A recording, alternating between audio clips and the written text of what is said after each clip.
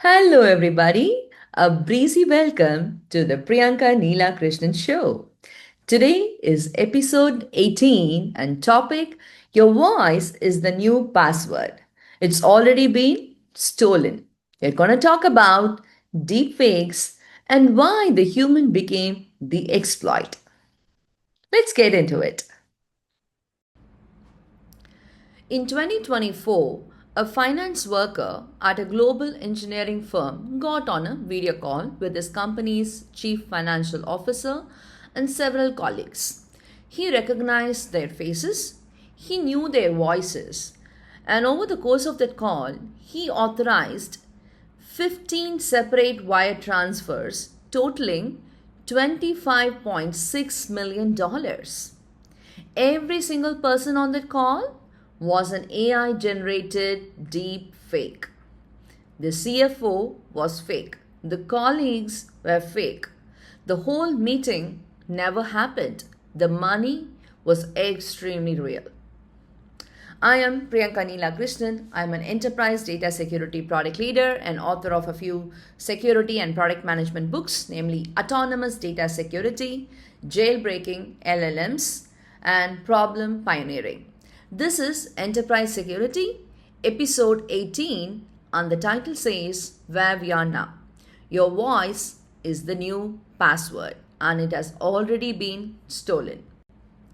Let me stay with that story because the details matter. The company was Arup, a major engineering firm, and it happened in Hong Kong. What is important is that the employee was not careless. He had actually been suspicious of an earlier message, an email asking for a secret transaction. That email pinged his instincts. So the attackers escalated. They put him on a live video call with what looked and sounded exactly like a CFO and his co workers. Faces he knew, voices he knew, moving and speaking in real time. And that erased every doubt he had. Because, of course, it did. We are wired to trust a face on a screen and a familiar voice. He made the transfers. The fraud was only discovered later through manual verification with headquarters. This one case, confirmed by Hong Kong police, shattered an assumption every one of us has carried over our whole lives that a live video call is proof you're talking to a real person. And here's the part that should genuinely alarm you because it tells you how accessible this is. You basically already published the training data, a convincing voice. Basically, the training data convincing voice clone can be built from as little as 3 seconds of clear public audio. Just with 3 seconds they can build a clone of your voice. And think about how much of your executive's voice is just sitting on the open internet. Every earnings call, every conference keynote, every podcast appearance, every webinar that got posted without a second thought, all of it is free, public, high quality training material for anyone who wants to clone that voice. And the tools to do the cloning are free, require no technical skills, and can be used anonymously. So the barrier to impersonating your CFO is not money and it is not expertise. It is basically a search and a few minutes.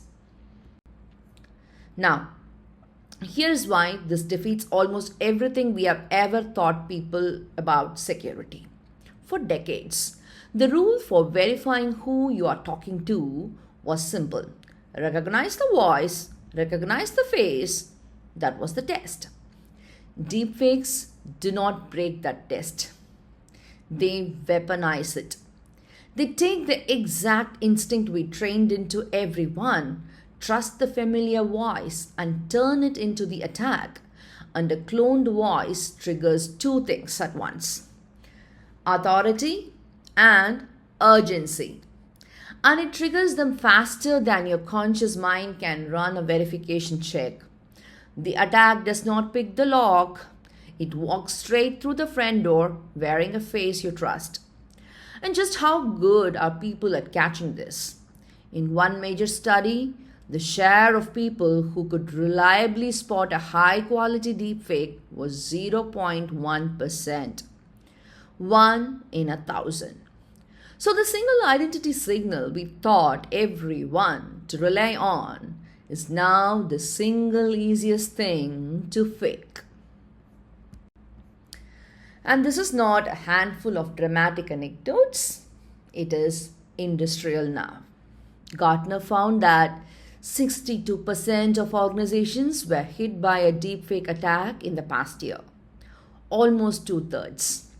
CrowdStrike measured voice phishing attacks rising 442% in just the second half of a single year.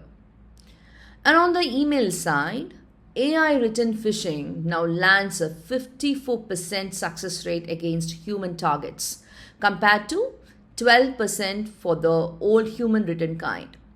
That is more than 4 times as effective. The reason is simple. AI removed every tell we trained people to look for. The typos, the broken grammar, the weird phrasing, the generic greeting, all gone.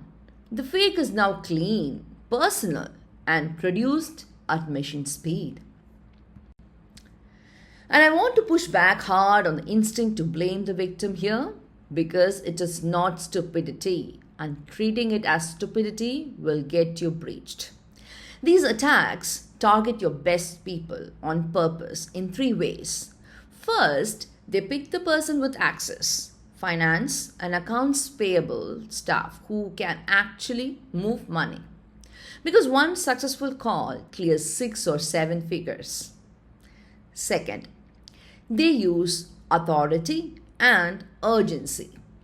A familiar executive voice, a tight deadline, a confidential deal nobody can know about. The whole scenario is engineered to short circuit the pause where verification could normally happen. And third, they exploit your culture in most companies, pushing back on the CFO, asking the CFO to prove who they are feels career limiting. The attack runs on hierarchy, not gullibility. An employee who respects the chain of command is precisely the target. Let me zoom out because this connects to something we talked about all the way back in episode 5, the MGM breach. That whole catastrophe started with a single phone call. Social engineering, a human talked into resetting access. Well, now that phone call has a face, a voice, and a live video feed to go with it. And when any audio or any video you receive could be synthetic, something deeper breaks. Every channel becomes suspect. Researchers have a name for this. Truth decay, the slow erosion of our ability to trust a recording, a call, a video at face value. Seeing is believing. Just stop being a security control. The breach used to be a stolen credential, something you have. Now, the breach is a borrowed identity, and it is wearing your CFO's face. And the cost of all this is not speculative. It is already being priced in by the people whose job is to price risk.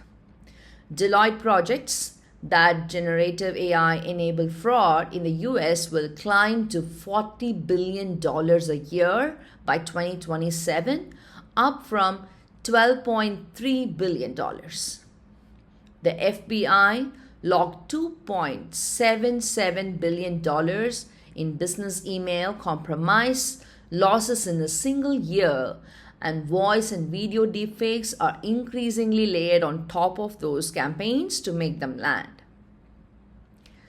And here's the clearest signal that this is real. Your cyber insurance carrier has noticed. Insurers now require callback verification and dual authorization for large transfers, and they will exclude the claim if you did not have those controls in place.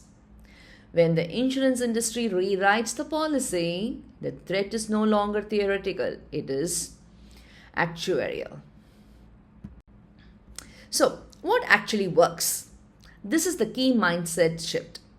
You do not detect your way out of this. Detection tools are in an arms race, they are slowly losing because every better detector trains a better fake. So, you stop trying to spot the deep fake and you verify around it. Four moves. First, use a code phrase. Agree on a private word for sensitive requests. A real CFO can say it. A clone built from public earnings calls cannot. Okay, going back to the old way of doing things. So, use a code phrase. Second, call back on a known number. Never verify on the same channel that contacted you. Hang up and call back on the number you already have on file, not the one that just called you. Third, require 2 approvers for moving money with no exception for the CEO said it is urgent. Urgency is the attacker's single favorite tool. So make urgency the thing that triggers more scrutiny, not less. And fourth, train the reflex, not the rule. Reading a memo about deepfakes builds awareness. It does not build the instinct to pause. Only live voice and video simulations do that. People need to feel the pull of a convincing fake in a safe setting before they will resist it in a real one.